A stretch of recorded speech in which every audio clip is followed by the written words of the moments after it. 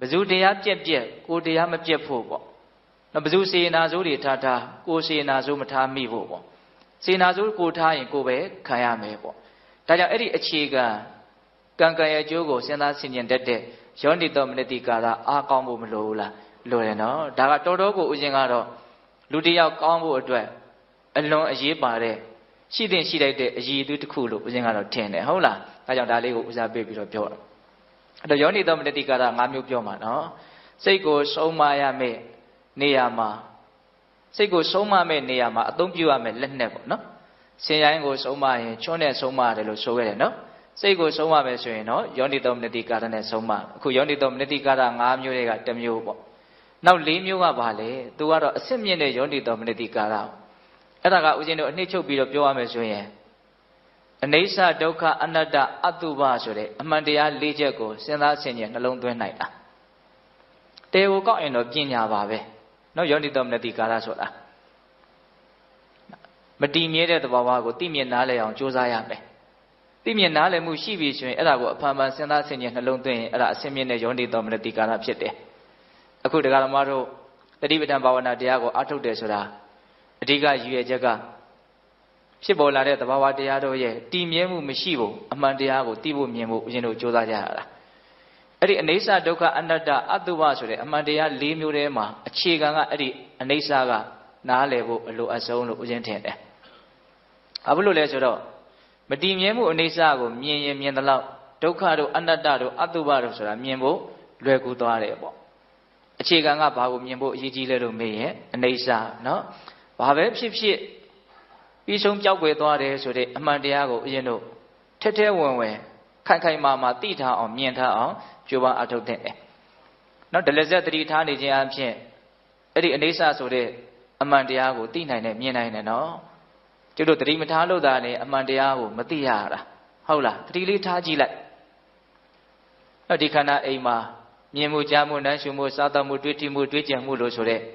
သဘာဝတရားမျိုးစုံဟာအကြောင်းအားလျော်စွာဖြစ်ပေါ်နေတာပဲဖြစ်เสียအကြောင်းရှိတဲ့အတွက်ကြောင့်တားလို့မရစီးလို့မရတော်သူဖြစ်နေတာပဲကျတို့တားဆီးနိုင်တဲ့သဘောမရှိဘူးနော်ဖြစ်เสียအကြောင်းရှိလို့ဖြစ်လာတဲ့သဘာဝတရားတွေကိုမဖြစ်အောင်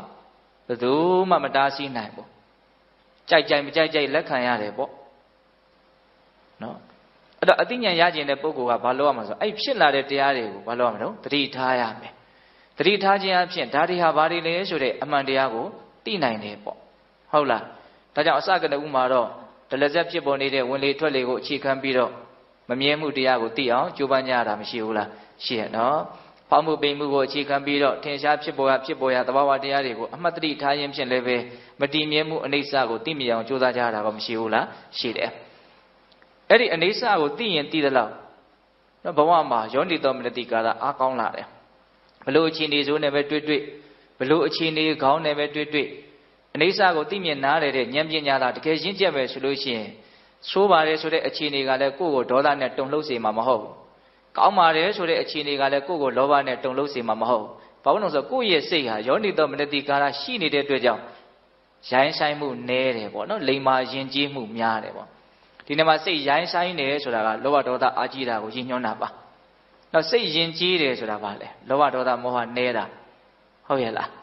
းအဲ့ဒီလောဘဒေါသမောဟနည်းအောင်အမှန်သိတဲ့ဉာဏ်ပညာရှိဖို့မလိုဘူးလားလိုတယ်ဒါကြောင့်အစစ်မြင့်ယောနိသောမနတိကာရ၄မျိုးတည်းကနော်အနိစ္စကိုသိမြင်ခြင်းသည်အခြေခံကြတဲ့အစစ်မြင့်ယောနိသောမနတိကာရတစ်မျိုးပဲသူ့ကိုသိမြင်မှုအားကောင်းရင်အားကောင်းသလောက်စိတ်ယဉ်ကျေးမှုရှိမယ်ဒါကိုအရင်တို့နားလည်ဖို့လိုတယ်ဟုတ်လာ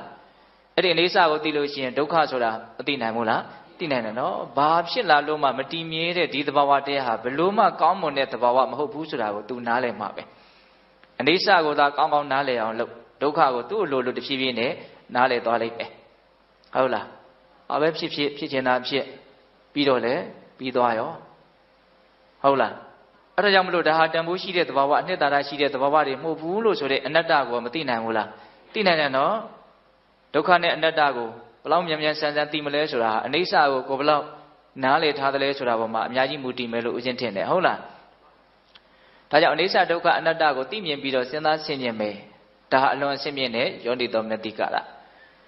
နောက်ဆုံးအတုပကိုသိမြင်နားလည်ပြီးတော့စဉ်းစားဆင်ခြင်တာဟာလည်းပဲအစင်မြင့်ယောနိတော်မနတိကာရပဲ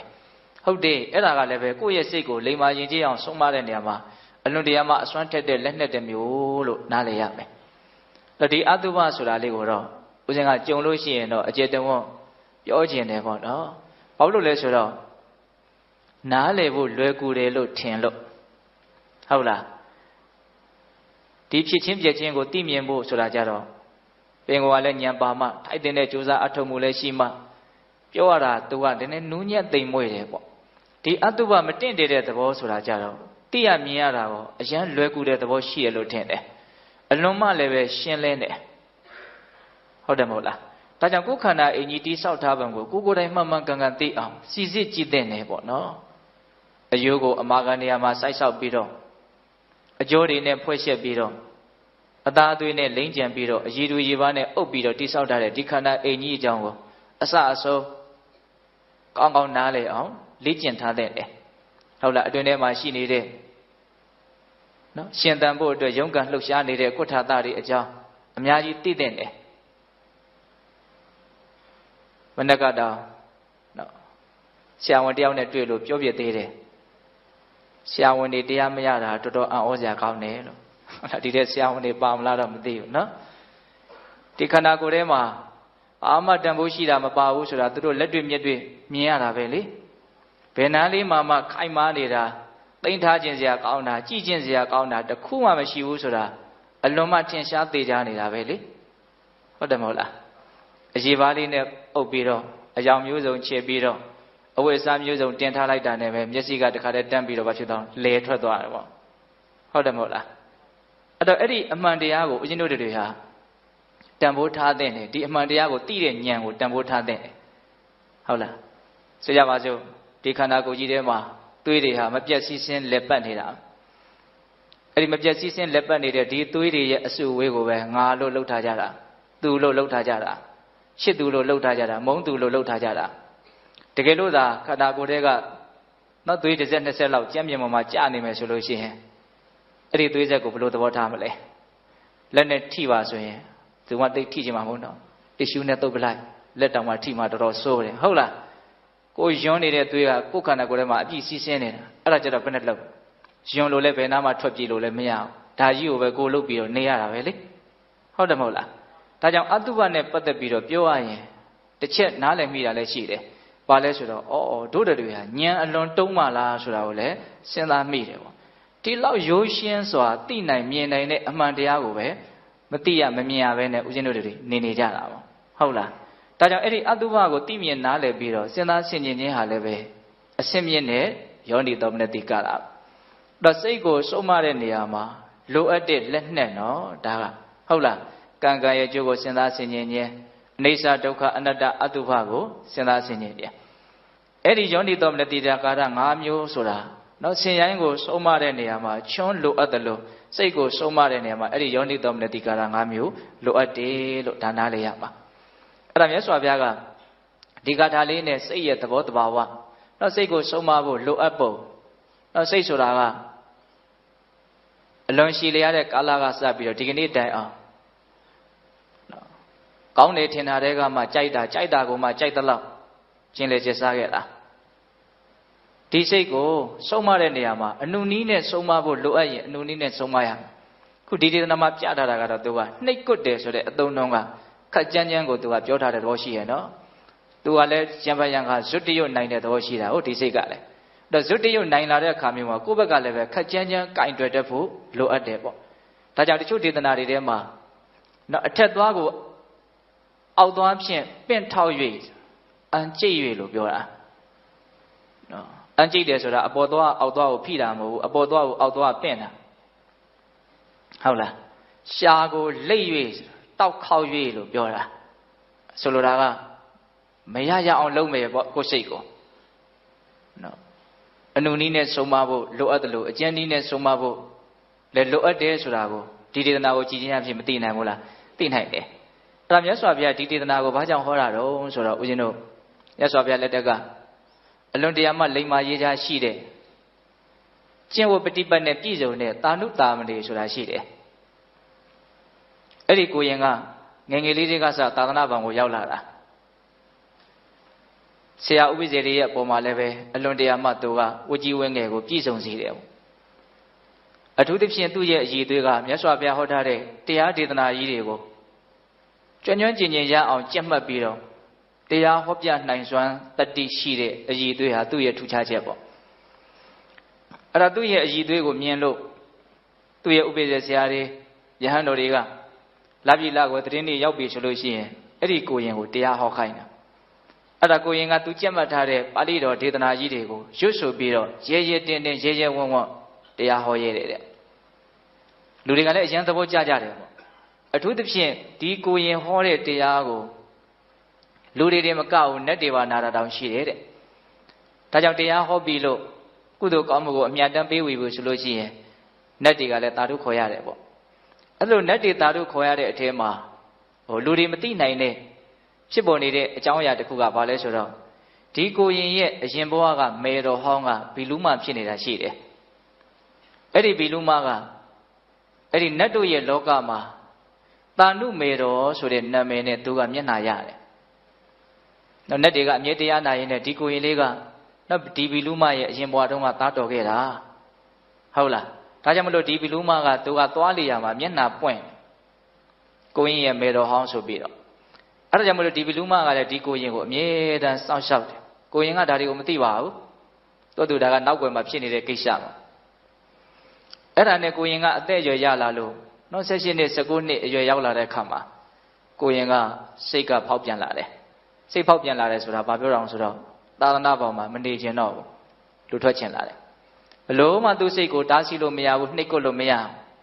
သူလည်းပဲတရားဒေသနာတွေကိုအများကြီးသိထားတဲ့လူတစ်ယောက်ပဲသို့တော်လည်းပဲဒီလူထွက်ခြင်းတဲ့စိတ်ကိုသူဘလို့မှမနိုင်ဘူးအဲ့ဒါနဲ့သူအိမ်ပြန်သွားတယ်အိမ်ရောက်ပြီဆိုတော့ခေါင်းကြီးငိုက်ဆိုင်ချပြီးတော့မေကကိုရင်ဘာဖြစ်လို့လာတာတော့ခါတိုင်းလာလို့ရှိရင်ကိုရင်ရဲ့နောက်မှာယဟန်နေရောကိုရင်နေရောအများကြီးပါတယ်ဒီကနေ့တော့အိမ်ကိုလာတာတပါးတည်းပါလားဘာဖြစ်လို့လာတာတော့အဲ့တော့ကိုရင်ကလည်းမပြောမဖြစ်မတိမမီမေတော်ကြီးငါတော့သာသနာပေါ်မှာမပြောတော့ဘူး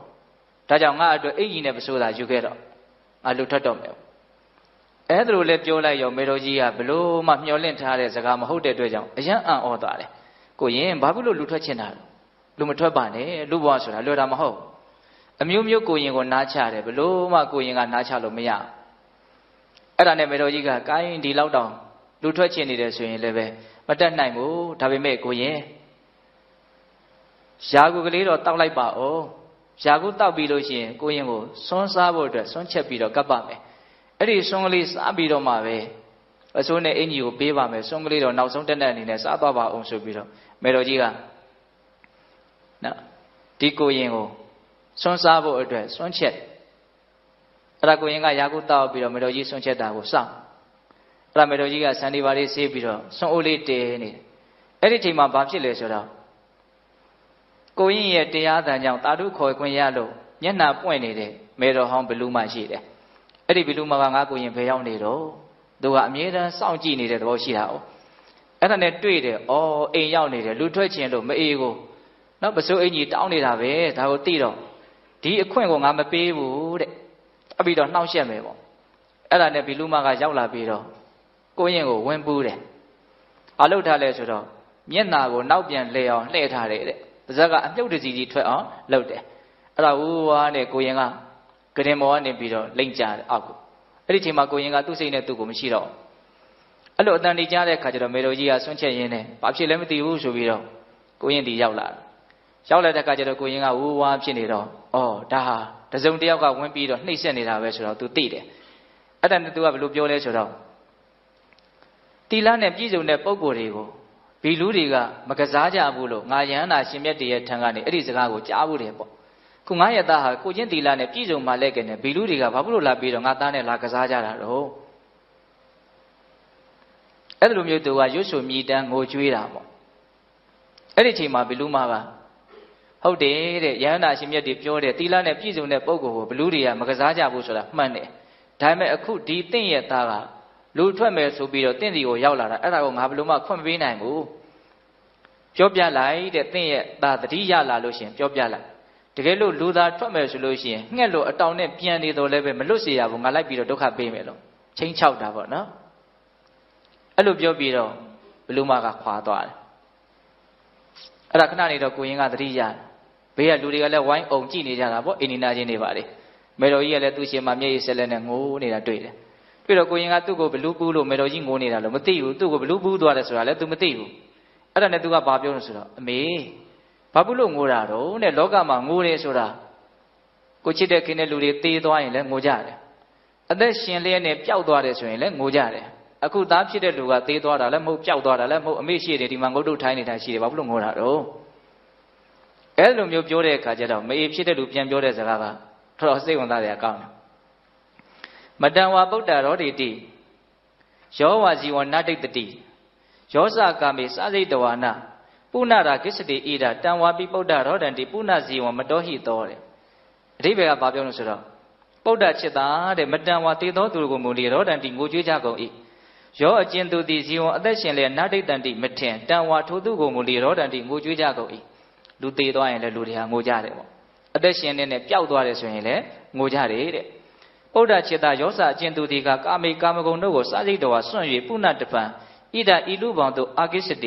လေ၍လာပြီး၏တဲ့လူလောကကြီးကိုစွန့်ပြီးတော့ယဟန်ပြုသွားတယ်ကိုရင်ဝတ်သွားတယ်အဲ့လိုစွန့်သွားပါပြီးပါလျှက်မှာပြီးရင်ပြန်ပြီးတော့လူလောကကြီးကိုပြန်ရောက်လာတယ်ပေါ့ဆိုလိုတာကဗုဒ္ဓจิตတာတံပိထိုသူကိုမူလီရောဒန်တိငိုကြွေးကြကုန်၏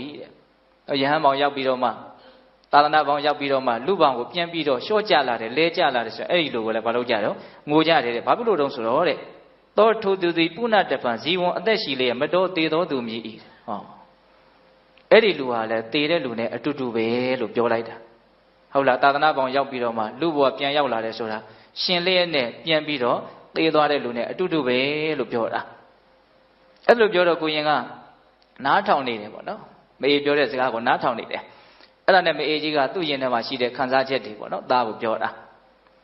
ာကုက္ကုလဥပဒောတာတကုက္ကုလံပတိတုမိတ်စတိတာတจิตသားတာမဏိတွန်တွင်จิตသားသည်ကုက္ကုလပြာဘူးမှဥပဒောထုတ်ဆောင်အပြည့်သည်ဖြစ်လေကုက္ကုလံပြာဘူးတို့ပတိတုံကြာခြင်းကအိစတိအလိုရှိပြန်ပြီး၏ဟောပြာဘူးတွေကနေထွက်သွားပြီးတော့ပြာဘူးတွေကိုဘာလို့ပြန်ပြီးတော့ဆင်းကျင်ရတာတုံးလို့ပြောတာနောက်လူလောကဆိုတာပြာဘူးတော်ကြီးလို့ပြောလိုက်တဲ့သဘောပါပဲဟုတ်လားတာတจิตသားတာမဏိတွန်သင်သည်နရကငရဲပြည်မှာဥပဒောထုတ်ဆောင်အပြည့်သည်ဖြစ်လေနရကငရဲပြည်တို့ပတိတုံကြာခြင်းကအိစတိအလိုရှိပြန်ပြီး၏ဟောလူဝါကိုဗာနဲ့ဥမာပေးတာငရဲပြည်လို့ဥမာပေးတာနော်ဟုတ်လားငရဲပြည်ကနေလွတ်ပြီးတော့မှငရဲပြည်ကိုပြန်ရောက်လာတဲ့လူလိုပဲလို့သူကအဲ့လိုပြောတာနော်ပြာဘူးတွေကလွတ်ပြီးတော့ပြာဘူးတွေကိုပြန်ရောက်လာတယ်ငရဲပြည်ကလွတ်ပြီးတော့ငရဲပြည်ကိုပြန်ရောက်လာတယ်ဒါကြောင့်မို့လို့တင့်ရဲ့အနေအထားဟာငိုစရာကောင်းတဲ့အနေအထားဖြစ်တယ်ဆိုတာကိုသူကထင်ရှားအောင်ပြောတာအဘိဓာဝထရှေ့သို့သာပြေးသွားကြပါကုန်လို့တေတေချစ်သားတို့ဟာဗတ္တံကောင်းခြင်းသည်ဟောတုဖြစ်ပါစေတဲ့ဟောအဓိပ္ပာယ်ဘာပြောတာတော့နောက်မဆုတ်နဲ့နောက်မလှဲ့နဲ့နောက်ပြန်မလှဲ့ခဲ့နဲ့ရှေ့ကိုလာသွားရှေ့ကိုသွားဆိုတာသူကကောင်းတဲ့အလုပ်တွေမှာထွန်းပေါက်အောင်လို့ပြောတာလူထွက်ခြင်းနဲ့ဆိုတာဘာတော့နောက်ပြန်လှဲ့တယ်ဆိုတဲ့အဓိပ္ပာယ်ကိုပြောတာနော်ဘိဓာဝထရှေ့သို့သာပြေးသွားကြကုန်လို့တေတင်ချစ်သားတို့ဟာဗတ္တံကောင်းခြင်းသည်ဟောတုဖြစ်ပါစေကတ္တအဘေသူအားဥစ္စာပယမတိတိတိကြရပါကောအနေငါပစုကိုဘယ်လိုများပြောပြပါမတော့တဲ့မေဖြစ်တဲ့လူကကျင်အားမရပြောနေတဲ့စကားပေါ့နော်အာဒိဋ္ဌရဲရဲဝန်းဝါပဂတိမီးလောင်ရမှာနိဟတံထုတ်ဆောင်အပြည့်သောဗန္တံဥစ္စာတို့ဖြစ်လေပုဏ္ဏတပံတရှိတုံလောင်ကျွမ်းခြင်းကအိစတိအင်းအလိုရှိပြန်ပြီး၏နော်မီးလောင်အိမ်ထဲကနေပြီးတော့လွတ်သွားပြီးသားဘယ်လိုကြောင့်မီးပုံတွေကိုပြန်ပြီးတော့ရောက်လာခြင်းရတာတုံးလို့ပြောတာ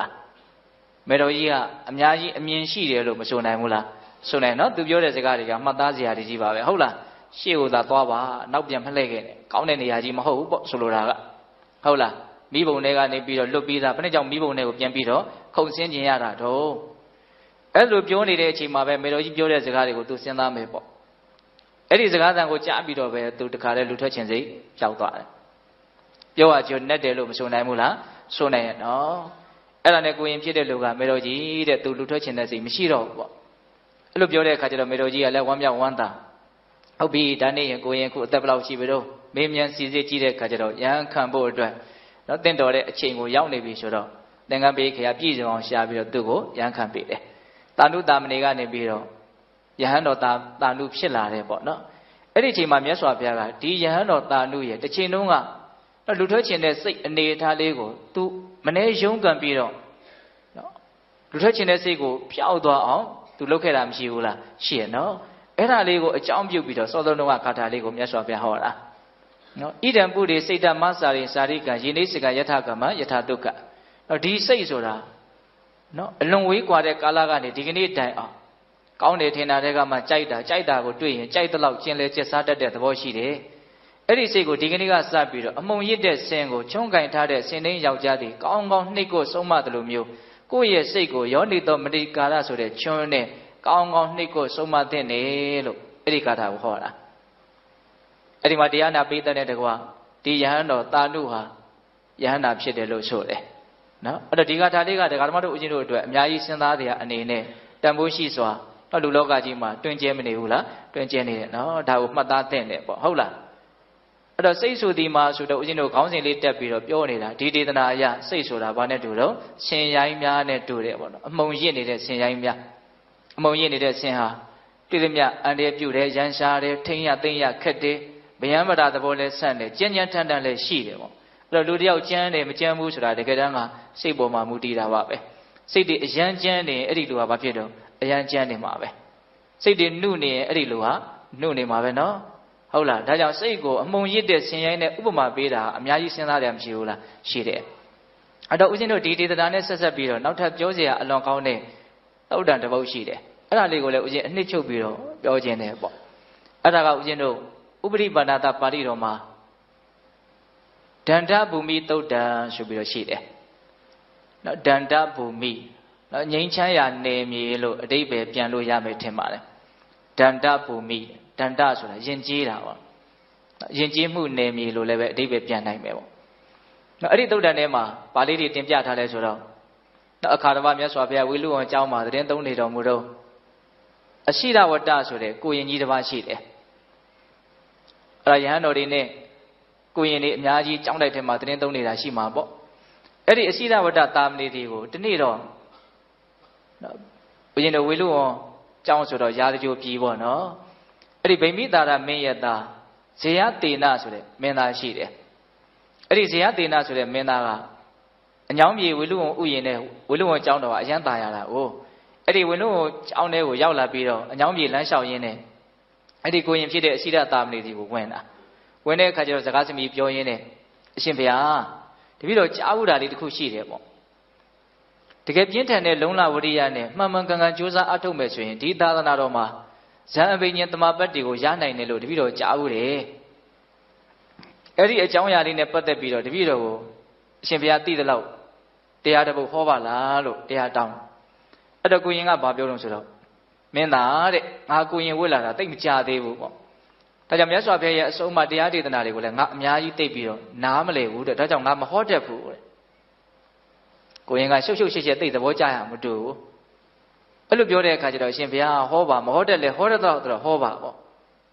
အဲ့တော့ကိုရင်ကဘာပြောတော့ဆိုအေးအဲ့လိုဆိုရင်ငါဟောမေးဒါပေမဲ့လို့မင်းငါ့ကိုတော့ဂရိဝန်ခံချက်ပေးရမယ်ဘာပေးရမလို့ဖေငါဟောတာကိုဘယ်နာလေးကမဟုတ်ဘူးဘယ်နာလေးကဟုတ်တယ်လို့ဘာမှစောတကမတက်နဲ့တဲ့ကြိုက်တယ်မကြိုက်ဘူးလို့လည်းဘာမှမပြောနဲ့တဲ့ငါပြောတာမပြီးမချင်းသာသာလေးငြိမ်ပြီးတော့သာနားထောင်တဲ့ဒါဆိုရင်ငါပြောမယ်တဲ့ငါ့ကိုဘာမှစောတကမတက်နဲ့တဲ့မစိုးပါဘူးတော့မပြောခင်အစားချီနှောင်ထားတာဆိုတော့တရားရတယ်လို့ तू ကြိုက်ရင်နားထောင်ပေါ့နော်မကြိုက်ရင်နားမထောင်နဲ့ပေါ့အဲ့တော့မင်းသားကဘာပြောလို့ဆိုတော့ကောင်းပြီတဲ့အရှင်ဘုရားပြောပါပြီးတော့ဘာမှစောတကမတက်ပါဘူးချိုတဲ့ချင်းနဲ့ဘာမှမပြောပါဘူးပေါ့အဲ့ဒါနဲ့ကိုရင်က तू တက်တလောက်မှတ်တလောက်တရားဟောတယ်ကောင်းကောင်းလေ့ကျင့်ကြိုးစားမယ်ဆိုလို့ရှိရင်ဒီသာသနာမှာဇန်အဘိညာဉ်တမပတ်တွေကိုရနိုင်တယ်ဆိုတဲ့အကြောင်းသူဟောတာဟောလဲပြီးပြီလဲဆိုရောဇေယသေနကဂတိဖြစ်တယ်ပါတော့ဆိုတော့အရှင်ဘုရားတဲ့ဒီကိစ္စဟာဖြစ်နိုင်တဲ့သဘောမရှိဘူးတဲ့ဟုတ်လားကောင်းကောင်းကျင့်လို့ဇန်အဘိညာဉ်ရတယ်ဆိုတာမဖြစ်နိုင်ဘူးပေါ့အဲ့ဒီခေတ်ကနိဂါရနာတဗုဒ္ဓဆရာကြီးပြောထားတဲ့ဝါဒမှိုင်းနေမိနေတယ်လို့ဦးဇင်းထင်ပါတယ်အဲ့ဒီဆရာကြီးကဝိတ္တဝိဇာရကိုချုပ်အောင်လုပ်လို့မရဘူးနော်အတွေးတွေကိုချုပ်အောင်လုပ်လို့မရဘူးပေါ့နော်လေကိုပိုက်နဲ့ဖမ်းလို့မရတယ်လို့ရေကိုလက်နဲ့တားလို့မရတယ်လို့အတွေးတွေကိုတားလို့မရဘူးလို့သူကအဲ့လိုယုံကြည်တာသူကိုယ်တိုင်လည်းကြင့်မကြည့်ပဲနဲ့ရမ်းပြီးတော့ပြောတာပေါ့နော်အဲ့ဒါကြောင့်မလို့အခုဇေယသေနာကအဲ့ဒီဝါဒမှိုက်မိနေတယ်လို့ဦးဇင်းကတော့အဲ့လိုထင်တယ်ဘယ်လိုပြောသွားဒါဖြစ်နိုင်တဲ့ကိစ္စမဟုတ်ဘူးတဲ့အဲ့လိုပြောတော့ကိုရင်ကဖြစ်နိုင်တယ်လို့သူထပ်ပြီးတော့ညင်းမလို့ပါဇက်ပြင်ကရှိသေးအဲ့ဒီမင်းသားဖြုတ်ဆိုထပြီးတော့ပြန်သွားတယ်ဘာမှမပြောလိုက်ရအောင်နော်အဲ့ဒါကိုရင်ကစိတ်ထဲမှာမကြည်ဘူး မကြည်ပင်လို့ဘာမှမတတ်နိုင်ဘူးမင်းသားကပြန်သွားပြီဆိုတော့အဲ့ဒါနဲ့မြတ်စွာဘုရားကြီးကိုသွားတယ်ကိုရင်ကသွားပြီးတော့အကျိုးကြောင့်လျှောက်တယ်မြတ်စွာဘုရားတဲ့ဇေယသေနာကသူ့ကိုတရားတောင်းလို့သူတရားဟောတာဟောလေပြီးရောဒါမဖြစ်နိုင်ဘူးဆိုတော့ထသွားတယ်ဗျာတဲ့အဲ့တော့မြတ်စွာဘုရားကဘာမင်းရှိတုံးဆိုတော့မြတ်စွာဘုရားအမင်းရှိတဲ့စကားလေးကအရင်ကောင်းပါတယ်ကိုရင်တဲ့ဇေယသေနာလို့ကာမဂုဏ်တော်ထဲမှာပျော်နေတဲ့လူတစ်ယောက်အတွက်နိခမထွက်မြောက်မှုနဲ့လေ့ကျင့်ကြိုးစားမှရနိုင်တဲ့ဒီတရားတို့တရားမြတ်ရဲ့ချမ်းသာကိုသိနိုင်ဖို့မြင်နိုင်ဖို့ဆိုတာအရာဌာနမဟုတ်ဘူးတဲ့ဒါသူ့အရာမဟုတ်ဘူးလို့ပြောတာနောက်တချို့အလွန်အဆင့်နေတဲ့လူတစ်ယောက်အလွန်အဆင့်မျက်နှာကိုမသိနိုင်ဘူးဆိုရင်လူတွေဘယ်လိုပြောကြတာရှိလဲဒါမင်းအရာမဟုတ်ပါဘူးလို့ပြောကြတာရှိရဲ့နော်ဒါမင်းနဲ့မတန်ဘူးပေါ့ဆိုလိုတာကနော်အဲ့ဒါကိုမြတ်စွာဘုရားပြောပုံလေးဦးဇင်းနည်းနည်းတိတိကျကျပြောပြမယ်ယန္တနိခမေနညာတဗံနိခမဓမ္မနိခမေနဓာတဗံနိခမေနပတ္တဗံနိခမေနသစ္စိကာတဗံတံဝတဇေယတေနောရာဇကုမာရောနော်ထွမြောက်မှုဖြင့်တည်တဲ့တည်တိုက်တဲ့ဒီထုကဲမြင့်မြတ်တဲ့တရားပေါ့နော်အဲ့ဒါကိုတဲ့ဦးဇင်းတို့ကာမိစေဝတံတော်ကာမေပရိပုံဇံတော်ကာမရဲ့အလယ်မှာနေနေတဲ့ကာမကိုသုံးဆောင်နေတဲ့ကာမဝိတ္တကေဟိခိစ္စမနောကာမဝိတ္တတို့ဖြင့်စိတ်ကိုအထိုးဆွခံနေရတဲ့စကားလုံးလေးတွေကကောင်းတယ်နော်ကာမပရိလာဟေနပရိဒံရှမာနောတဲ့ကာမဂုဏ်ဒီဟုသောအပူဖြင့်လောင်ကျွမ်းခြင်းကိုခံနေရတဲ့ကာမပရိယေတနာယဥတ္တုကောတဲ့ကာမဂုဏ်ကိုရှာဖွေခြင်း၌တာလင်လုံးလစိုက်နေတဲ့ဇေယသေနလိုပုဂ္ဂိုလ်အတွက်ညာတိဝါနော်ဒက္ခတိဝါပစ္စည်းဝါကရိတတိတိနေတံဌာနဝိသတိတဲ့သိလိမ့်မယ်မြင်လိမ့်မယ်နားလေလိမ့်မယ်ဆိုတာအဲ့ဒါအကြောင်းမဟုတ်ဘူးတဲ့မြတ်စွာဘုရားပြောတဲ့စကားတွေဟာအယံကိုသူကတိတိကျကျစနစ်တကျရှိတယ်နော်ဒါလေးကိုဦးဇင်းနည်းနည်းလေးပြန်ပြောပြမယ်ဟုတ်လားနိခမတရားဖြင့်သိတဲ့သိတိုက်မြင်တဲ့မြင်တိုက်တဲ့ဒီလိုထုကဲမြင့်မြတ်တဲ့တရားမျိုးကိုတော့ကာမတော်ထဲမှာနေတဲ့ကာမကိုသုံးဆောင်နေတဲ့ကာမအတွေးတွေနဲ့စိတ်ကထိုးဆွခြင်းကိုခံနေရတဲ့ကာမဖြင့်လောင်ကျွမ်းနေတဲ့ကာမကိုရှာဖွေခြင်းကိုသာလည်းအာထုတ်နေတဲ့ပြောသွားတာမြန်နော်တော်တော်ကိုစုံတယ်လို့မဆိုနိုင်ဘူးလားလူလောကမှာတရားဓမ္မတို့ရဲ့ဦးဇင်းတော်ကအများသူကဘယ်လိုနေကြလဲလို့မေးရင်ဒီလိုနေကြတာလို့မပြောနိုင်ဘူးလားနော်ကာမမစ္စေဝတ္တံတော်ကာမရဲ့အလယ်မှာနေကြတာကာမဆိုတာဘာတော့ဝိထုကာမကိလေသာကာမနှစ်မျိုးရှိတယ်လို့လူတိုင်းကြားဘူးတယ်နော်ဝိထုကာမဆိုတာဘာပြောတာလ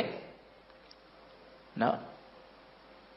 ်လိုလားနှစ်သက်စရာကောင်းတဲ့အစင်မျိုးစုံအတန်မျိုးစုံအနတ်မျိုးစုံအရသာမျိုးစုံအတွေ့အထိမျိုးစုံနော်ဒါဝိထုကာမကိလေသာကာမဆိုတာဘာပြောတာတော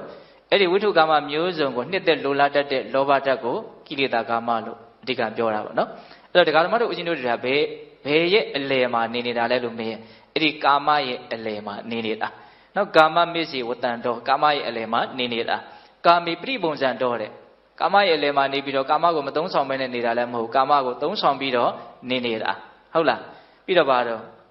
ကာမေပရိပုံဇံတော်ကာမဝိတ္တကေဟိခိစ္စမာနောတဲ့ဒီကာမနဲ့ပတ်သက်ပြီးတော့အတွေးအကြံတွေကစိတ်ကိုအမြဲတမ်းထိုးဆွပြီးတော့နေတာလည်းရှိတယ်တဲ့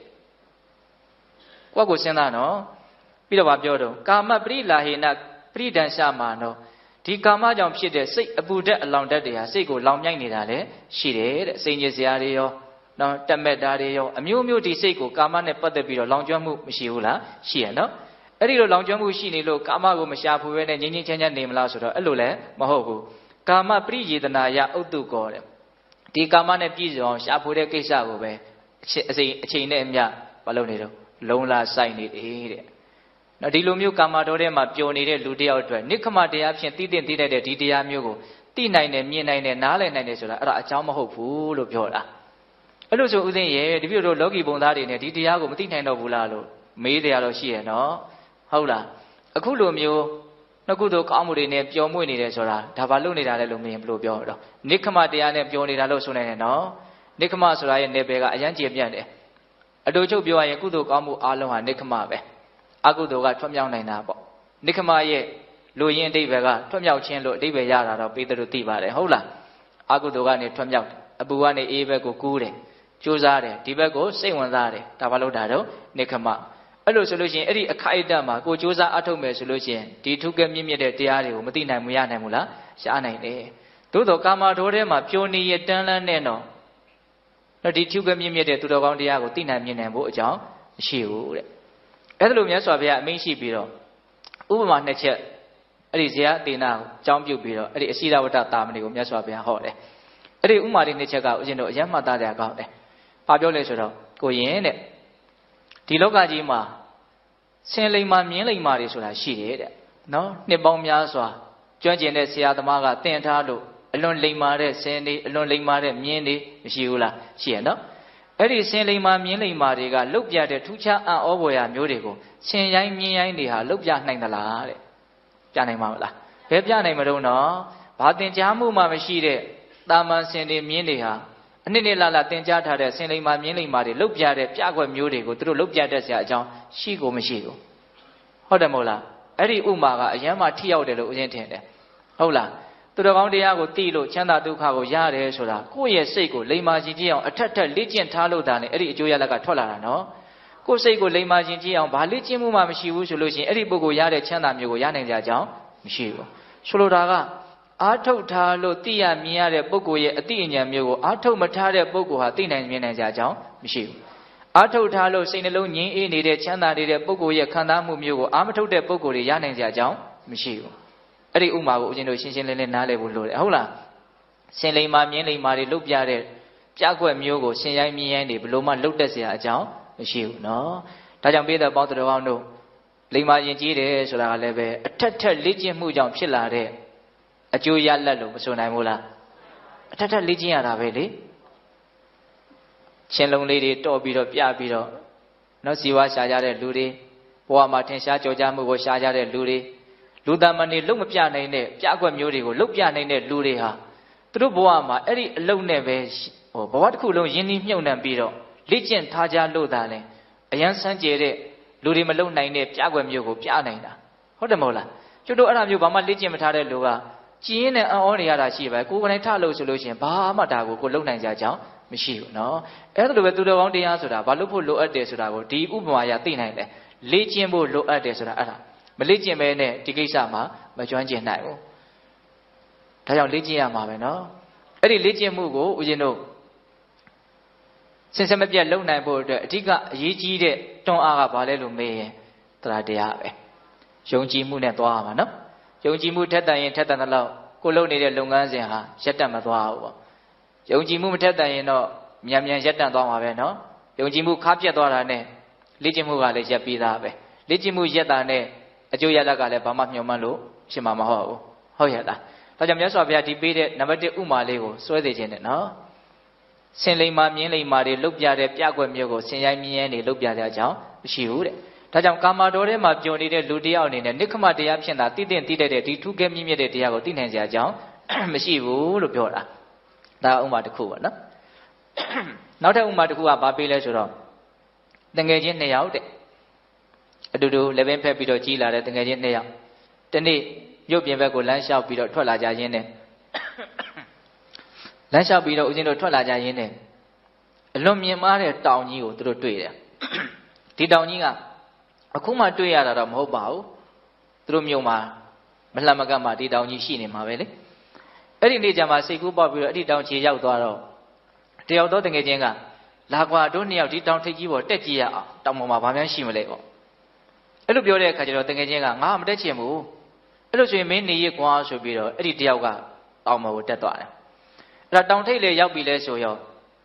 ဒီတောင်ကြီးရဲ့ဒီမြို့နဲ့ဆန့်ကျင်ဘက်ဟိုဘက်မှာအလွန်လှတဲ့ရှုခင်းကိုသူမြင်ရတယ်ပေါ့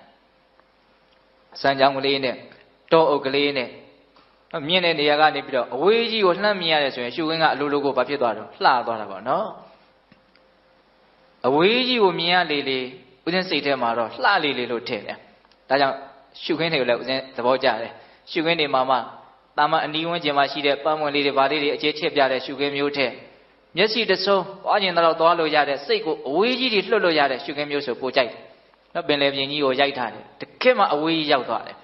ဟုတ်လားအမြင်ကြီးကနေရိုက်ထားတယ်နော်မြေကြီးနဲ့တိမ်နဲ့ဆက်ပြီးတော့ဆုံးသွားတယ်ကြိုက်တော့သွားလို့ရတယ်ရှုခင်းလှတယ်ပေါ့နော်စိတ်ကိုအများကြီးထွက်ပေါက်ရစေတယ်လို့ဦးဇင်းထင်တယ်ခုလည်းပဲတောင်ထိပ်ကနေပြီးတော့ကြည့်လိုက်တာဆိုတော့ရှုခင်းကဘာဖြစ်နေလဲအရန်လှနေတော့အဲ့လိုလေအလွန်လှတဲ့ရှုခင်းကိုလည်းမြင်လိုက်ရောအောက်ကတငယ်ချင်းကိုသူသတိရတယ်တငယ်ချင်းမင်းအပေါ်တက်ခဲ့တာအရန်လှတယ်ပေါ့ရှုခင်းကအဲ့လိုပြောတဲ့အခါကျတော့အောက်ကတငယ်ချင်းကဘာပြောလို့ဆိုတော့မဖြစ်နိုင်တာကြီးတဲ့ မယုံဘူးပေါ့နော်အရန်လှတဲ့ရှုခင်းကိုမြင်ရတယ်ဆိုတာကိုသူမယုံဘူးအဲ့လိုပြောတဲ့အခါကျတော့တောင်ထိပ်ရောက်နေတဲ့တကယ်ချင်းကဆက်ပြီးတော့ညင်းမနေတော့ဘူးသူနားလေတယ်ဟုတ်တယ်ငါလည်းတောင်အောက်မှာနေတော့ကတောင်ထိပ်ပေါ်တက်ရင်မြင်ရမယ့်ရှုခင်းမျိုးဟိုဘက်မှာရှိနေလိမ့်မယ်ဆိုတာထင်တောင်ထင်မထားဘူးပေါ့ဒါကြောင့်သူ့ကိုဒီမှာတောင်ရှုခင်းအရန်လှပါတယ်ဆိုတာကိုညင်းမနေတော့ဘူးဘာဖြစ်လို့တောင်ပေါ်ကနေမြန်ပြန်ဆင်းလာတယ်အဲ့လိုပြန်ဆင်းလာပြီးတော့သူ့တငယ်ချင်းကိုလက်ဆွဲပြီးတော့လိုက်ခဲ့ဆိုတခါတည်းထက်ချက်မကွာခေါ်သွားတယ်အဲ့တော့စိတ်မပတော့ပါနဲ့ပါသွားတယ်ပေါ့နော်အဲ့ဒါတောင်ထိပ်လေရောက်ပြီလဲဆိုရောပြတယ်တငယ်ချင်းကိုကြည့်အဲ့လိုပြောတဲ့အခါကျတော့ဟုတ်သားပဲဒီရှုခင်းကတော်တော်လှတာပဲပေါ့မင်းမဲစောစောတုန်းကဒီရှုခင်းရှိတယ်ဆိုတာမဖြစ်နိုင်ဘူးဆိုအေးကွာငါအစားတုန်းကအလွန်ကြီးတဲ့ဒီတောင်ကြီးကကွယ်နေတဲ့အတွက်ကြောင့်ဒီလှပတဲ့ရှုခင်းကိုငါမမြင်ရဘူးတဲ့ဟောသူပြောတဲ့စကားတေချာနားထောင်နော်ဒီရှုခင်းကမရှိတာမဟုတ်ဘူးမမြင်ရတာအလုံးမမြင်ရတာတော့တောင်ကြီးနဲ့ကွယ်နေလို့ပေါ့နော်သူပြောတဲ့အဲ့ဒီစကားလေးကိုမြတ်စွာဘုရားဥမာယူတာနော်အရန်ကောင်းတယ်သိလားအလွန်ကြီးမားတဲ့ဒီတောင်တန်းကြီးကကာကွယ်နေလို့ဟိုဘက်ကလှပတဲ့ရှုခင်းကို तू မမြင်ရဘူးတဲ့အဲ့ဒါလိုပဲတဲ့အလွန်ကြီးမားတဲ့အဝိဇ္ဇာဒုတဲ့ကြီးကာကွယ်နေလို့တတ္တဝါတွေဟာအလွန်ကြီးမားတဲ့တရားကြောင့်ဖြစ်တဲ့ချမ်းသာကိုမရကြတာအလွန်ကောင်းတယ်နော်ဒီဥမာဟုတ်လားအဲ့တော့ဦးဇင်းတို့တွေတောင်ထိပ်ကိုမရောက်သေးပဲနဲ့လှပတဲ့ရှုခင်းရှိတယ်ဆိုတာကိုမယုံဘူးလို့ပြောရင်တော့ဒါကအလွန်မှကိုပဲမိုက်မဲရရောက်မယ်ပေါ့နော်အလွန်မှလည်းဗယံပဒါဆန်တဲ့စကားမျိုးလည်းဖြစ်မယ်ပေါ့ကိုယ်တိုင်တောင်ထိပ်ကိုတက်ကြည့်တဲ့နယ်ပေါ့တက်ကြည့်ပြီးတော့မှမရှိဘူးဆိုရင်လည်းမရှိဘူးရှိတယ်ဆိုရင်လည်းရှိတယ်ပေါ့တက်မြင်မကြည့်ပဲနဲ့ဟိုဘက်မှာဘာမှမရှိဘူးလို့ပြောတာကတော့အလွန်မှဒီစကားကအဓိပ္ပာယ်မရှိတဲ့စကားဖြစ်မယ်ပေါ့နော်ဒါကြောင့်မြတ်စွာဘုရားပေးတဲ့ဥမာအဝိဇ္ဇာတောင်ကြီးကာနေတဲ့အတွက်ကြောင့်တရားဓမ္မတည်းဟူသောလှပတဲ့ရှုခင်းကိုမမြင်ရဘူးဟုတ်လားအဲ့ဒါဦးဇင်းတို့တရားကြောင့်ဖြစ်တဲ့ချမ်းသာကိုရကျင်တယ်ဆိုလို့ရှိရင်အဝိဇ္ဇာတောင်ကိုမလုပ်နိုင်ဘူးလို့တော့ကျော်လွှားနိုင်ဖို့လိုတယ်ပေါ့နော်မသိမှုပေါ့အဲ့ဒီနေရာမှာမသိမှုကတော့အဆင့်အမျိုးမျိုးရှိမှာပေါ့နော်ကံကံရဲ့အကျိုးကိုမသိတာစောစောကပြောခဲ့တဲ့အိဋ္ဌာကိုမသိတာဒုက္ခကိုမသိတာအနတ္တကိုမသိတာအတုပကိုမသိတာသစ္စာ၄ပါးကိုမသိတာမသိမှုကတော့အဆင့်ဆင့်ရှိမှာပေါ့ကြော်ဖြတ်နိုင်ရင်ကြော်ဖြတ်နိုင်တဲ့လောက်ရှုခင်းကိုမြင်ရမယ်လို့ဦးဇင်းထင်ပါတယ်တော့ကံကံရဲ့အကျိုးလောက်သိမယ်ဆိုရင်ကိုတော်တော်လေးလှပတဲ့ရှုခင်းကိုမြင်ရနိုင်တယ်ပေါ့နော်အနိစ္စကိုမသိတဲ့အဝိဇ္ဇာတော့ကိုအနိစ္စကိုသိတဲ့ဉာဏ်နဲ့ကြော်ဖြတ်နိုင်မယ်ဆိုရင်လည်းအများကြီးတောင်အနေထားကိုတော်တော်မြင့်မြင့်အနေထားထိတက်နိုင်တယ်လို့မဆိုနိုင်ဘူးလားဆိုနိုင်နော်သစ္စာ၄ပါးကိုသိတဲ့ပညာတရားဖြင့်သစ္စာ၄ပါးကိုမသိတဲ့မောဟတောင်ကိုမြန်ကျော်လွှားနိုင်မယ်ဆိုရင်တော့နိဗ္ဗာန်ချမ်းသာဆိုတဲ့တင်စားပြောရရင်နိဗ္ဗာန်ချမ်းသာဆိုတဲ့ရှုခင်းကိုမြင်ရတဲ့အကြောင်းမရှိဘူးလားရှိရနော်ခုတက္ကမတို့အချင်းတို့မမြင်ရဘူးဆိုတာကမရှိလို့မမြင်ရတာမဟုတ်ဘူးကိုယ်နေလို့မမြင်ရတာနော်ဘာကကိုယ်နေလဲလို့မြင်လို့ရှိရင်မသိမှုကကိုယ်နေတာအဲ့ဒီမသိမှုကိုဖယ်တာပဲခုတရားအထုတ်တယ်ဆိုတာပြောရလို့ရှိရင်နော်မသိမှုကိုဘာနဲ့ဖယ်မလို့သိမှုနဲ့ဖယ်ရတယ်ရသော်ဗျာဟောထားတဲ့တုတ်တန်လေးတွေကောင်းနေပေါ်လာတယ်မိစ္ဆာဒိဋ္ဌိကိုဖယ်ရှားခြင်းဘာနဲ့ဖယ်ရှားမလဲလို့မြင်တမ္မာဒိဋ္ဌိနဲ့ဖယ်ရှားရတယ်တဲ့သူဆန့်ကျင်ဘက်ပေါ့နော်ပြင်းကြီးမှုကိုဖယ်ရှားခြင်းဘာနဲ့ဖယ်ရှားမလဲဆိုဝရိယနဲ့ဖယ်ရှားရတယ်ဟုတ်လားအခုလည်းပဲမတိမှုအဝိဇ္ဇာကိုဖယ်ရှားခြင်းနဲ့ဆိုရင်တိမှုဝိဇ္ဇာနဲ့ဖယ်ရှားရတယ်တိအောင်လုပ်ရမယ်ပေါ့အဲ့တော့တိအောင်လုပ်တဲ့နေရာမှာအဓိကကရိယာတစားပလာလိုလိမ့်မယ်အဲ့ဒါဘာလဲဆိုရင်တတိပဲတတိနဲ့လုပ်ကြရတာတတိမထားဘဲနဲ့မှန်ကန်စွာသိတဲ့အသိဉာဏ်ပညာဆိုတာမရနိုင်ဘူးအဲ့ဒါကတော့ဦးဇင်းတို့ထက်ကတည်းကပြောပြနေတဲ့စကားဖြစ်လိမ့်မယ်ဟုတ်လားဒါကြောင့်ပိဿပေါင်းသူတော်ကောင်းတို့ကိုယ်ခန္ဓာမှာဖြစ်ပေါ်လာတဲ့သဘာဝတရားတွေကိုမှန်မှန်ကန်ကန်အောက်မေ့အမှတ်ရပြီးတော့နေတဲ့အလေးကျင့်ကိုစွဲမြဲအောင်အထောက်တဲ့နဲ့ပေါ့ထက်ကသိနေတော့သူသဘောပေါက်လာလိမ့်မယ်ကြားလို့ရှိရင်ဟုတ်လားကိုကတော့ဘာပဲလာတွန်းပြီးတော့အမှတ်နေပေါ့တွန်းပြီးတော့ရှုမှတ်နေပေါ့ဘာပဲဖြစ်လာတတိသာထားနေလိုက်ဒါတွေဟာဘာတွေလဲဆိုတာကိုမသိပဲနေကိုနေမှာမဟုတ်ဟုတ်လား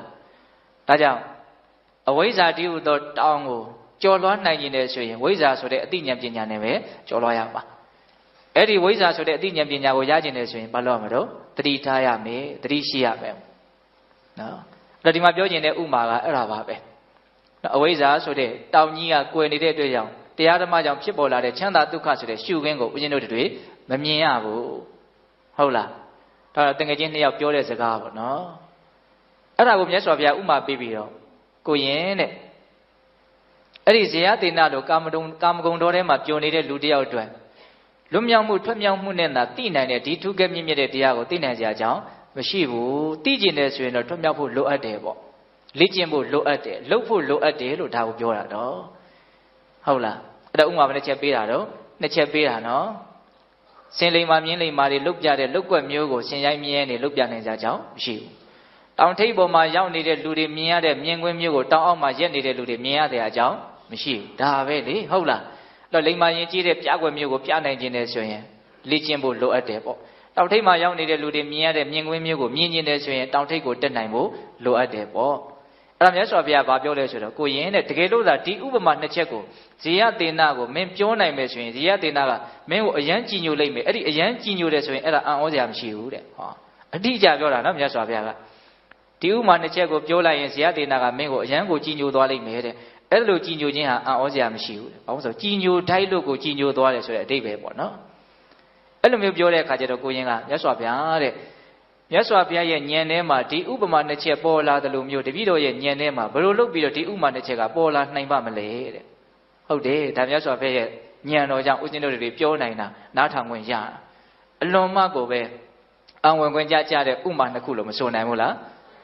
နော်စင်ရိုင်းမြင်ရိုင်းတွေဟာစင်လိမ်မာမြင်းလိမ်မာတွေလုတ်ပြတဲ့လုတ်ကွက်မျိုးကိုလုတ်ပြနိုင်ကြကြောင်းမရှိဘူးတောင်ထိပ်ပေါ်မှာရောက်နေတဲ့မြင်ရတဲ့လူရဲ့မြင်ကွင်းမျိုးကိုတောင်အောက်မှာရက်နေတဲ့လူတွေမြင်ရတဲ့အကြောင်းမရှိဘူးဒါပြောတာအဲ့ဒီမှာဆက်ပြီးတော့မြတ်စွာဘုရားကနော်တောထဲကနေဖမ်းလာတဲ့ဆင်ရိုင်းကြီးကိုယဉ်ကျေးအောင်လိမ်မအောင်ဘယ်လိုလုပ်ရတယ်လဲဆိုတာကိုသင်ပေးတာအဲ့ဒီမှာဒါနဗုမိသုတ်တံဆိုတာအဓိကကအဲ့ဒါပဲနော်ဆင်ရိုင်းကိုဖမ်းလာတဲ့အခါမှာအဆင့်ဆင့်နော်ဆင်ဦးသီးတွေဘင်းရဲ့ဆင်ဦးသီးတွေဟာအဆင့်ဆင့်လိမ်မာယဉ်ကျေးအောင်သင်ပေးပုံကိုအခြေတုံးအဲ့ဒီမှာမြတ်စွာဘုရားဟောတယ်အဲ့ဒါအနှစ်ချုပ်ပြီးတော့ပြောရလို့ရှိရင်တော့တီလမှာအခြေခံပြီးတော့တတိပဋ္ဌာန်တရားကိုပွားများလို့ရှိရင်စိတ်တည်ဟူသောဆင်ရိုင်းကိုအဲ့ဒါလိမ္မာရင်ကျေးအောင်ဆုံးမတာလို့ဒီလိုပြောတာဒါဥစဉ်ကအယံကိုပဲအချင်းချုံပြီးတော့ပြောလိုက်တာပါဥမာနှစ်ချက်ကိုပဲဦးစားပေးပြီးတော့ပြောဖြစ်တယ်ပေါ့နော်တောတွေကဆင်ရိုင်းကိုဆင်ဦးစီးတွေဟာအမျိုးမျိုးဆုံးမရင်ကြားလာရင်ဒီဆင်ရိုင်းဟာအသုံးချလို့ရတဲ့ဆင်လိမ္မာဖြစ်လာတယ်ပေါ့အဲ့လိုပဲစိတ်တည်ဟူသောဆင်ရိုင်းကိုလည်းပဲဒကာဓမ္မတို့ဦးချင်းတို့လိမ္မာရင်ကျေးအောင်ဆုံးမခြင်းနဲ့ဆိုရင်ဘယ်လိုဆုံးမလဲတီလမှာတီးပြီးတော့တတိပဋ္ဌာန်တရားကိုပွားများရတယ်ဒါပဲလိုရင်းလေးကကိုယ့်ရဲ့ကိုချင်းတီလမဖြူစင်ဘူးဆိုလို့ရှိရင်လည်းအလုတ်လောက်ရတာကနော်နောင်တရတာမျိုးစိတ်ထဲမှာအနှောင့်အယှက်ဖြစ်တာမျိုးစိတ်တိတ်ပြီးတော့မတန့်ဘူးပေါ့နော်ဒါကြောင့်ဒီအလုတ်လုပ်မယ်ဆိုလို့ရှိရင်၅ပါးတီလကိုစွမ်းအားရှိသမျှထိမ့်သိမ့်တယ်ပေါ့၅ပါးတီလမလုံတဲ့လူဟာတရားဘာဝနာလုပ်ကိုလုပ်လို့မရဘူးလို့ဆိုလိုတာမဟုတ်ဘူးနော်အဲ့လိုအမှတ်မှားမှလည်းဆိုရတယ်အဲ့ဒါဆိုရင်ဓမ္မတန်တယ်ထိုက်တယ်ပေါ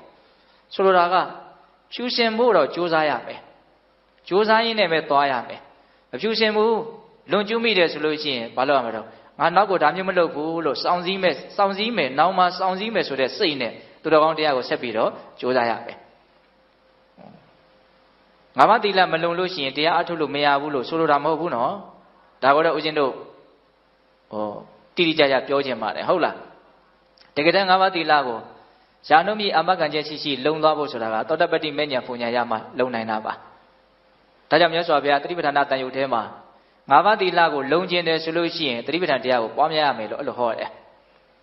်တရားကိုအထုတ်လို့အသိဉာဏ်ပညာတဖြည်းဖြည်းမြင့်လာပြီဆိုရင်ဒီဘက်ကတစ်ဖက်ကသီလကလည်းသူ့လိုတဖြည်းဖြည်းနဲ့စင်ကြယ်သွားမှာလွန်ကျူးခြင်းစိတ်တွေဟာတဖြည်းဖြည်းနဲ့နည်းသွားမယ်ပေါ့နော်ဒီတိုင်းကြီးနေရင်နဲ့သီလလုံးဝပြည့်စုံသွားဖို့စင်ကြယ်သွားဖို့ဆိုတာမဖြစ်နိုင်ဘူးနော်ကိုယ်စိတ်ထဲကဒါမလုပ်သင့်ဘူးလို့ခံယူချက်ရှိလာဖို့ပေါ့ဟုတ်လာ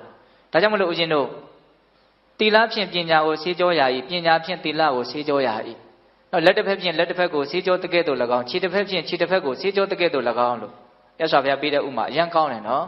်အခြေခံရတာတော့ဘယ်မှာအခြေခံရလဲဆိုရင်သီလမှာအခြေခံရတယ်ဟုတ်လားသီလမှာအခြေခံပြီးတော့ကြိုးစားရင်းနဲ့ပညာတစ်ဖြည်းဖြည်းမြင့်လာပြီဆိုတော့မှဒီသီလကလုံးဝအမခံချက်ရှိတဲ့အနေအထားမျိုးကိုရောက်သွားနိုင်တာသဘောပေါက်လားမသိဘူးဦးဇင်ပြောတာနော်ဒါပေမဲ့တရားအထုတ်တဲ့ပုဂ္ဂိုလ်အနေနဲ့တော့သီလမှာအခြေခံဖို့လိုအပ်တယ်ဆိုတာကတော့အသေးချာပဲရသော်ဘုရားဒေသနာတိုင်းမှာအဲ့ဒီတိုင်းဟောတယ်ဟုတ်လားဒါပေမဲ့အခြေအနေရတချို့သီလကျိုးပေါက်နေကြတာလေးတွေရှိတယ်အဲ့ဒီလိုကျိုးပေါက်နေလို့တရားအထုတ်လို့မရဘူးလို့ဆိုလိုတာလည်းမဟုတ်ဘူးဟုတ်လားဒါတရားအထုတ်တဲ့အချိန်မှာတော့ငါဒါမျိုးကိုနောက်မလွန်ကျူးတော့ဘူးလို့စောင့်စည်းလိုတဲ့စိတ်နဲ့ဒါကိုထိမ့်နိုင်သိမ့်နိုင်ဖို့တော့လိုအပ်တယ်ပေါ့သဘောပေါက်ရဲ့လားဒါကြောင့်ဦးဇင်းတို့ပေးတဲ့ပေါင်းသူတော်ကောင်းတို့ ဒီလွန်ကျူးမိတဲ့အပြစ်တွေနဲ့ပတ်သက်ပြီးတော့စဉ်းစားဆင်ခြင်ဖို့နိလန်းတွေကလည်းပဲကြည်စုံတော့သိဖို့လိုတာပဲနော်တချို့ကသီလတွေပျက်စီးတယ်မဟုတ်တာတွေလုံးမိထားတယ်ဆိုရင်အများကြီးနောင်တရပြီးတော့တနာစရာပူလောင်နေကြတဲ့လူတွေလည်းရှိတယ်အဲ့လိုပူနေတာလည်းတကယ်တမ်းကတော့မကောင်းဘူးဟုတ်လားခံရမယ့်အပြစ်ကိုကြိုးပြီးတော့ခံနေရတယ်လို့မျိုးပဲမကောင်းဘူးကြိုးပြီးတော့တွေးပြီးတော့ပူနေတာဟာတကယ်တမ်းကဒေါသတက်ဖြစ်တဲ့အတွက်ကြောင့်ဒေါသဟာမကောင်းတဲ့ကံတရားတစ်မျိုးပဲလေပူပြီးတော့ပူလောင်ရစရာအကြောင်းသာရှိတယ်နောင်တရနေလို့ပြီးသွားမယ့်ကိစ္စမဟုတ်ဘူးဒါကြောင့်မြတ်စွာဘုရားကအဲ့ဒါနဲ့ပတ်သက်ပြီးတော့လည်းအများကြီးဟောတာရှိပါတယ်ကိုကမဟုတ်တာလုပ်မိလို့ပူးနေလို့လည်းပဲအဲ့ဒီကိုမဟုတ်တာလုပ်ခဲ့တဲ့ကိစ္စကြီးကကိုမလုပ်ခဲ့ဘူးလို့ဖြစ်သွားတာမဟုတ်ဘူးတဲ့ဒါကြောင့်မလို့ပူးမနေနဲ့တဲ့နောင်မှမလွန်ကျူးဘူးဆိုတဲ့စောင့်စည်းမဲ့စိတ်နဲ့သာလေသူတော်ကောင်းတရားကိုဆက်ပြီးတော့ကြိုးစားရမယ်ကြိုးစားသွားလို့ထိထိရောက်ရောက်လုပ်မိသွားတယ်ဆိုရင်အဲ့ဒါတွေဟာအလိုလိုဘာဖြစ်သွားမှာတော့လုံခြုံသွားမယ်အဲ့ဒါမြတ်စွာဘုရားအဲ့ဒီလိုဟောထားတဲ့သုတ်တန်တစ်ခုရှိတယ်လူတယောက်ဟာသူများအသက်ကိုတတ်တဲ့အချိန်နဲ့မတတ်တဲ့အချိန်တကယ်တမ်းကဘယ်ဟာများလဲလို့မေးမတတ်တဲ့အချိန်ကအဆမတန်များတယ်နော်တတ်တဲ့အချိန်ကတတ်နေတဲ့လူတွေတောင်မှတတ်တဲ့အချိန်ကတကယ်တမ်းကနည်းနည်းလေးဟုတ်လားစဉ်းစားနော်သူများပစ္စည်းမတရားယူတယ်ယူတဲ့အချိန်နဲ့မယူတဲ့အချိန်ပဲအချိန်ကများတယ်ယူတဲ့အချိန်ကများတယ်နော်ဆိုလိုတာကလွန်ကျူးမိတဲ့အပြစ်တွေကိုတွေးပြီးတော့ပူပန်နေတာဟာအကျိုးမရှိဘူး။နောက်မလုပ်တော့ဘူးဆိုတဲ့စိတ်နဲ့စောင့်စည်းပြီးတော့ကောင်းတာကိုကြိုးစားအထောက်ဖို့လိုအပ်တယ်ဆိုတာကိုပြောတာ။အဲ့ဒါနဲ့ပတ်သက်ပြီးတော့ပါကျုပ်ဆရာတော်ဘုရားကြီးကိုဦးဇင်းလျှောက်ဖူးတာရှိတယ်။ဟိုတလောကလျှောက်တော်ဆရာတော်ကြီးကဒီအကြောင်းအရာလေးတွေကိုချပြတယ်။နော်။အဲ့ဒီတရားကိုသူဟောတော့ဒကာကြီးတယောက်ကသူ့ကိုပြောတယ်တဲ့ကိုတော်ကလူမိုက်အားပေးတရားဟောတာပဲလို့ပြောတယ်တဲ့အမှန်ကအဲ့လိုမဟုတ်ဘူးနော်။အကုသိုလ်လှုပ်တိုင်းမုတ်ချအပေသွားရမယ်လို့ဆိုလို့မရဘူးလူတယောက်ကိုမုတ်ချဒုတိယဘဝမှာအပေပို့နိုင်တာကနိယတမိစ္ဆာဒိဋ္ဌိကံနဲ့ပြင်စန္ဒရိယကံ၅ပါးဒီ6မျိုးပဲရှိတယ်ကျန်တဲ့အကုသိုလ်တွေကကုစားလို့ရတဲ့အပြစ်ငယ်လေးတွေကြီးပဲဒုက္ခကိုမဖြစ်စေဘူးလို့ဆိုလိုတာမဟုတ်ကိုကကြော်လွှမ်းနိုင်မယ်ဆိုရင်ကြော်လွှမ်းလို့ရတဲ့အခက်အခဲပေါ့တော့ဆိုကြပါစို့ဥမာဦးချင်းတစ်ခုပေးပြောမယ်အပင်ပေါင်းနိုင်ခြင်းရှိတဲ့မျိုးစိအောင်မြင်မြင်မျိုးစိတစ်ခုပေါ့နော်မြေဓာတ်နဲ့အဆိုဓာတ်နဲ့လေဓာတ်နဲ့အလင်းရောင်ဓာတ်နဲ့တွေ့ရင်ဒီအပင်ဟာတေချာပေါက်အပင်ပေါက်မယ်နော်ဟုတ်လားအဲ့ဒါမြေဓာတ်တို့ရေဓာတ်တို့အလင်းရောင်တို့အဆိုဓာတ်တို့မတွေ့စေဘူးဆိုရင်သူအပင်ပေါက်ခလားမပေါက်ဘူးအပင်ပေါက်နိုင်ခြင်းရှိတယ်သို့တော့တခြားအကြောင်းမရှိရင်မပေါက်ဘူးအဲ့ဒီလိုအကြောင်းတရားတွေမတွေ့ခင်မှာဒီမျိုးစေ့ကိုမီးရှို့ပြီးတော့ပြာချပလိုက်မယ်ဆိုရင်သူဘယ်တော့မှအပင်ပေါက်တာတဲ့အကြောင်းမရှိတော့ဘူးဟုတ်လားအဲ့လိုပဲဦးဇင်းတို့တွေမှာဘောတန်တရားတစ်လျှောက်လုံးကစအပေလေးပါးကိုကြားနိုင်ကြီးရှိတယ်အကုသိုလ်မျိုးစေ့တွေအများကြီးစုဆောင်းခဲ့တာရှိတယ်လုပ်ခဲ့တာရှိတယ်အဲ့ဒီမျိုးစေ့တွေကအကြောင်းသိရင်တော့ဟုတ်တယ်အပင်ပေါက်လိမ့်မယ်အပေလေးပါးတည်းဟူသောခန္ဓာအပင်တွေပေါက်နိုင်တယ်သို့တော့အကြောင်းမတိုက်ဆိုင်သေးရင်လည်းမပေါက်သေးဘူးတကယ်လို့သာအဲ့ဒီမျိုးစေ့နဲ့တူတဲ့အကုသိုလ်တွေကိုပြာချပြစ်နိုင်တဲ့အနေအထားမျိုးရှိမယ်ဆိုရင်အဲ့ဒီအကုသိုလ်ကဘယ်တော့မှအကျုံးပေးတော့အဲ့တော့အဲ့ဒီအကုသိုလ်မျိုးစေ့ကိုပြာချပြစ်နိုင်တဲ့အစွမ်းတတ္တိကဘယ်မှာရှိလဲဆိုရင်မဲ့ညာပူညာမှာရှိတယ်ဘောပေါက်လာဦးစဉ်ပြောတာအောင်တော့သောတပတ္တိမဲ့ညာပူညာရမယ်ဆိုလို့ရှိရင်အပေလေးပါးကိုကြားနိုင်တဲ့အထိမှားယွင်းခဲ့တဲ့ကိုယ့်ရဲ့မှားယွင်းမှုမျိုးစေ့တွေဟာအကုန်လုံးကြားကျသွားတယ်အတိတ်ကလုပ်ခဲ့တဲ့အပေကြားနိုင်တော့တဲ့အထိမိုက်မဲမှုတွေအကုန်လုံးဏိကုံးချုပ်သွားတယ်အနာဂတ်မှာလည်းပဲအပေကြားနိုင်တဲ့အထိမိုက်မဲမှုတွေလုံးဝလုံးစရာအကြောင်းမရှိတော့ဘူးဒါကြောင့်သောတပန်ပုဂ္ဂိုလ်တွေကအပေမကြားဘူးဆိုတာအဲ့ဒါပဲအဲ့တော့ဆိုလိုတာကအခက်အခဲတော့ဟုတ်တယ်သို့တော့ကိုကကြော်ဖြတ်နိုင်မယ်ဆိုရင်ကြော်ဖြတ်လို့ရတဲ့အခက်အခဲမျိုးလို့ပြောကြတာအတားအဆီးတော့ဟုတ်တယ်သို့တော့ကိုကထိုးဖောက်သွားမယ်ဆိုရင်လွတ်မြောက်သွားနိုင်တဲ့အတားအဆီးမျိုးဒါကြောင့်အကုသိုလ်တွေကိုတချို့ကလိုအပ်တဲ့ပိုးပြီးတော့ကြောက်လန့်တုန်လှုပ်နေကြတာတွေရှိကြတယ်တချို့အယံတနာစရာကောင်းပါတယ်ကုစားလို့မရတဲ့အပြစ်ဆိုတာဘာပဲရှိတော့နောက်ဘဝမုတ်ချခံရမယ့်အပြစ်ကပြင်စန္ဒရိယကံ၅ပါးနဲ့နိယတမိစ္ဆာဒိဋ္ဌိကိုအမှားယွင်းတဲ့အယူဆတွေကိုဘလို့မှချွတ်လို့မရအောင်ဆွဲသွားမြဲသွားခိုင်းသွားအောင်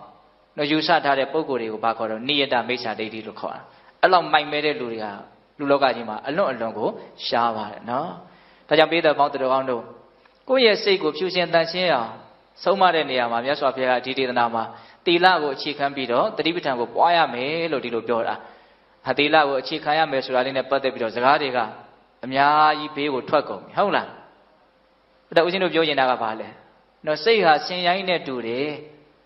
နော်သီလကိုအခြေခံပြီးတော့တတိပဋ္ဌာန်တရားနဲ့ဒီစိတ်ဆင်ရိုင်းကိုဆုံးမရမယ်ပေါ့ဒါကတဏ္ဍဗုမိသုတ်တန်ရပြောတဲ့စကားပေါ့နော်သောတော်ကတာနုတာမဏိကိုဟောတဲ့ဒေသနာရပြောရမယ်ဆိုရင်တော့စိတ်ဆင်ရိုင်းကိုယောနိတောမနတိကာရဆိုတဲ့ချွန်းနဲ့ဆုံးမရမယ်လို့ဒီလိုပြောတယ်ဟုတ်လား အဲ့ဒါကိုယ့်ရဲ့စိတ်ကိုဆုံးမနိုင်ရင်ဆုံးမနိုင်တယ်လို့ကိုယ့်အတွက်အာကိုအာရာစစ်မှန်တဲ့အာကိုအာရာကိုရှားနိုင်တယ်ပေါ့တရားဓမ္မတို့ဦးဇင်းတို့မှာတေးကြတဲ့ရေရတဲ့အာကိုအာရာမရှိကြသေးဘူးလို့ကိုယ့်ကိုယ်ခံစားနေရတာတကယ်တမ်းကကိုယ့်ကိုယ်မှန်မှန်ကန်ကန်ပြည့်ပြည့်စုံစုံမဆုံးမနိုင်ကြသေးလို့ပဲဂါထာလေးတစ်ပုဒ်ရှိတယ်ဏိကုံးချုပ်ပြောပြမယ်လူတိုင်းရပါတယ်ဒီဂါထာလေးအတ္တဟိအတ္တနောနာထောကောဟိနာထောပရောတိယအတ္တနာဟိတုဒ္ဒံတေနနာထံလပတိတုံလဘမိမိဒီသာလည်းမိမိအတွက်အာကိုရာဖြစ်တယ်မိမိမှတပါးခြားသောသူတွေဟာကိုယ့်အတွက်အာကိုရာမဟုတ်ဘူးဒီထိတော့လူတိုင်းကြားဘူးတယ်ရလဲရတယ်နော်အတ္တဟိအတ္တနောနာထောကောဟိနာထောပရောတိယငါသာလည်းငါအတွက်အာကိုရာငါကတပါးသူများတွေဟာငါအတွက်အာကိုရာမဟုတ်ဘူးဒါလူတိုင်းလည်းလက်ခံတယ်ဆက်ပြီးတော့သိဖို့လိုအပ်တဲ့အစိတ်ပိုင်းလေးကပါလေငါဟာငါအတွက်အာကိုရာဖြစ်ချင်တယ်ဆိုရင်ငါကဘာဖြစ်အောင်လုပ်ရမှာလဲနော်ကိုဟာကိုယ့်အတွက်အာကိုရာဖြစ်ချင်တယ်ဆိုရင်ကိုဟာဘလို့ကိုမျိုးဖြစ်ရမလဲအဲ့ဒါကိုမြတ်စွာဘုရားအဖြေပေးထားတာနော်အတ္တနာဟိတုဒ္ဒံတေနနာထံလပတိတုံလဘအတ္တနာဟိမိမိဒီတာနဲ့တုဒ္ဒံတေနကောင်းစွာကိုဆုံးမသဖြင့်နာထံလပတိတုံလဘအလွန်ရနိုင်ခဲ့တဲ့အာကိုရာကိုရလိမ့်မယ်တဲ့ဟောကိုဟာကိုအတွက်အာကိုရာဖြစ်ချင်တယ်ဆိုလို့ရှိရင်ကိုကောင်းကောင်းဆုံးမရမယ်လို့ဓာတ်ရိုက်ပြောလိုက်တာပဲကိုမဆုံးမနိုင်ဘူးဆိုရင်ကိုဟာကိုအတွက်အာကိုရာမဟုတ်ဘူးနော်အဲ့လူတွေကဟာအကိုပဲအာကိုရမှာ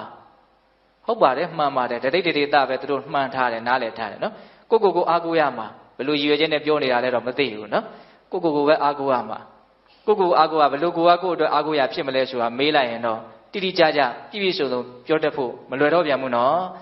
ဘယ်လိုကိုဟာကိုအတွက်အာကိုရဖြစ်မလို့ဆုံးမထားတဲ့ကိုကသာလေကိုအတွက်အာကိုရဖြစ်မှာနော်အတ္တနာဟိတုဒ္ဒံတေနကိုကောင်းကောင်းဆုံးမထားမှနာထံလပတိတုံလဘရနိုင်ခဲ့တဲ့အာကိုရကိုရမယ်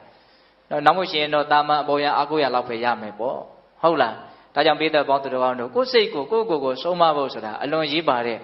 နော်လုပ်ငန်းစဉ်ကြီးတစ်ခုလို့နားလည်ထားဖို့မလိုဘူးလားလိုတယ်နော်အဲ့တော့ဒီနေ့တရားကလည်းနော်ရှည်လျားသွားပြန်ပြီဟုတ်လားစောစောကဘုန်းဘုန်းကထင်ပါတယ်ဒီသီလနဲ့ပတ်သက်ပြီးတော့ပြောလိုက်ရင်တော့ဇာကပြန်ပြီးတော့နော်နှက်ခမ်းတတ်နိုင်ဖို့တိတ်မလွယ်ဘူးလို့စဉ်းစားမိတယ်ဒါပေမဲ့ပြောရင်တော့လည်းပဲလိပ်ပတ်လေအောင်ကပြောရမှာကိုဟုတ်လားသီလမပြည့်စုံလို့ရှိရင်တရားအထုတ်လို့မရဘူးလို့များထင်သွားရင်အရင်နစ်နာသွားမှာဆိုလို့ဟုတ်ရဲ့လားဒါကြောင့်သီလကိုပြည့်စုံအောင်ကြိုးပမ်းရင်းနဲ့ပဲ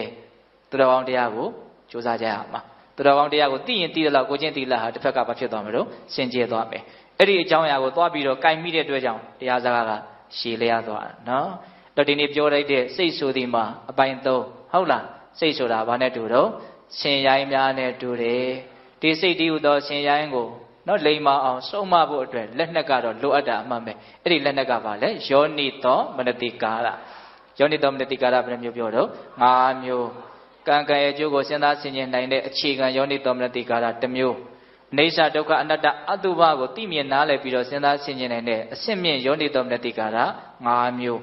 အဲ့ဒီ5မျိုးရှိရင်ရှိသလောက်ကိုယ်စိတ်ကိုလိမ္မာရင်ကျေးအောင်ဆုံးမတဲ့နေရာမှာကိုယ်မှာလက်နက်ကောင်းရှိတယ်ဆိုတာကိုနားလည်ရမယ်နော်လက်နဲ့မရှိဘဲနဲ့လည်းသွားလို့မရဘူးဟုတ်လားဒါလည်းနားလည်ဖို့လို့နော်ဒါကြောင့်ပိဿပေါင်းသူတော်ကောင်းတို့သည်ယောနိသောမနတိကာရဆိုတဲ့လက်နဲ့ကောင်းဖြင့်ကိုယ့်ရဲ့စိတ်တည်းဟူသောဆင်းရဲကိုဆုံးမပြီးတော့နောက်ဆုံးလိမ္မာရင်ကျေးမှုအစစ်အမှန်ရကြတယ်သူတော်ကောင်းတွေဖြစ်ကြပါစေလို့ဦးဇင်းတို့ဆန္ဒပြုတော့ဒီကနေ့ပိဿပေါင်းသူတော်ကောင်းတို့ကြိုးပမ်းအထောက်ကြရသောဒါနသီလသမာဓိပညာကုသိုလ်ကောင်းမှုအစုစုတို့ရဲ့စွမ်းတတ္တိကြောင့်ဘုရားတပည့်တော်တို့သည်မဲ့ညာဖူးညာမျက်နှိပ်ပံကိုလင်းမြန်ထုတ်ချောက်မျက်မှောက်ပြုပြရစေကုန်သောဟုပတ္တနာအောင်စုပြုကြကုန်ရာ